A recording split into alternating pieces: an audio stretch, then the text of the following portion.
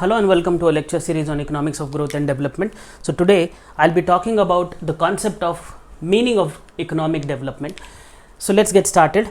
So initially when the subject of economic development was being studied, there was a confusion with respect to two terms, which is economic growth and economic development, and they were continuously being used as synonyms of each other.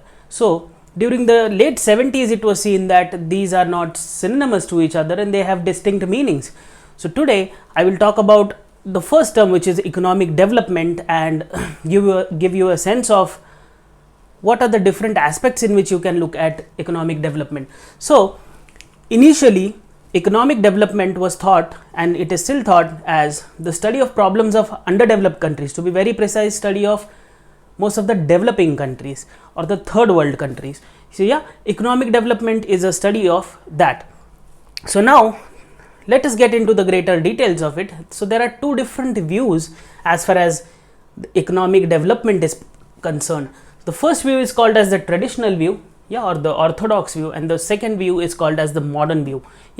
So now when we look at the traditional view, we are talking about only the economic phenomena which is being checked or which is being used to distinguish economic growth and development or to explain economic development.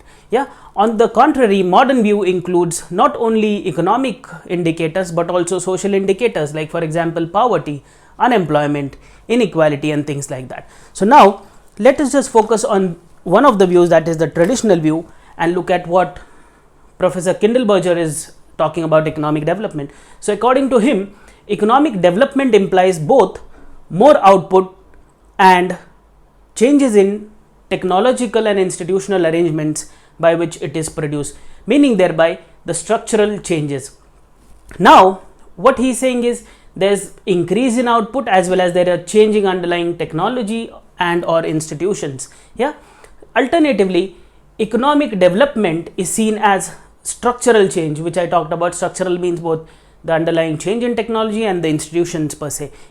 Now we also get to see that the process of economic development causes shift. What it actually aids, or which what actually development helps in doing, is it helps in shifting the working population from low productivity activities, for example say agriculture, to high productivity activities, for example say services. So this is what the process of development is aiding, or it is helping to do. What it is doing is there is the underlying structural change which increases the output, and this structural change helps us to move from low productivity activities like agriculture to high productivity activities like services. So this is another aspect, or the traditional aspect of economic development. Lastly, what it is doing is the process of development is also causing structural shifts, and as a result, I already talked about it. The first aspect was the change in shifts from low productivity activities to high productivity activities, and the second shift is the contribution of these. For example, earlier, before economic development, the contribution of agriculture to the national income was high as compared to services, but now because of the process of development, there is a structural change in the shifts of probably the contribution of the activities into the national income, and because of this, what is effectively happening is there's the underlying change in consumption as well. So economic development, according to the traditional view, is doing what? It is changing both output as well as the structure which is there, the underlying structure, and this structure leads to changes in the activities which you were doing earlier, that is from movement from low productivity activities to the high productivity activities, and the second is the contribution or the sectoral contribution to the national income, which also induces changing patterns of spending or consumption. So I hope this idea of traditional view is pretty much clear. It is only talking about output, merely deals with GNP per capita and GNP. Let us now move to the modern idea or modern view of economic development. Now what the modern view is saying, economic development should not be judged only by the concepts of GNP or GNP per capita alone. What you have to do is you have to make sure that economic development includes well-being of masses as the ultimate objective. Yeah, as the ultimate objective. So if at all you are talking about economic development, meaning thereby you are talking about the well-being of the people. Yeah, so that is one of the things which the modern view is talking about. Now let us move to another argument which economic development is doing. Economic development is possible only if poor are lifted above the poverty line. This is the view of the modern thinkers. They say it from the cultural or socio-economic parameter, that what you have to make sure is, if at all you are talking about economic development, then economic development should be such that there should be elimination of the poor, the poor above the poverty line. There should be the movement of the destitute from the lower rack to the upper rack. So that should be there. So that was what modern view was thinking about.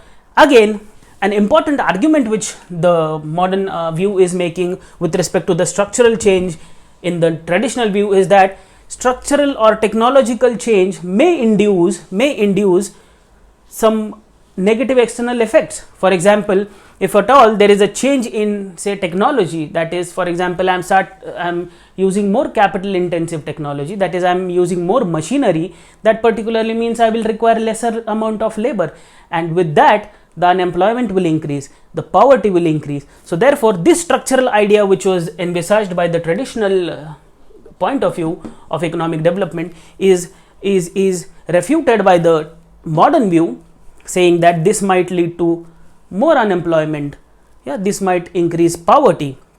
So this is again one of the major tenets of modern views. Let us now move to the last but important concept, which is, there were few economists like Lord Meghnad Desai and then Professor Amartya Sen which developed this modern view to incorporate certain other indicators as well. For example, they started incorporating things like education or literacy, health and nutrition, cleaner environment and things like that. So economic development not only means increase in GNP or GNP per capita, which the traditional view was talking about, it also means removing people out of poverty or reducing unemployment or removing inequality between people. Furthermore, the new thinkers say that it should be good level of literacy, it should be better healthcare conditions, better nutrition level, nutrition safety, from food security to nutrition security, that movement should be there, and then cleaner environment. So this was an idea of what economic development particularly boils down to. So I hope the idea is pretty much clear. In the next class, I'll talk about economic growth. Thank you so much.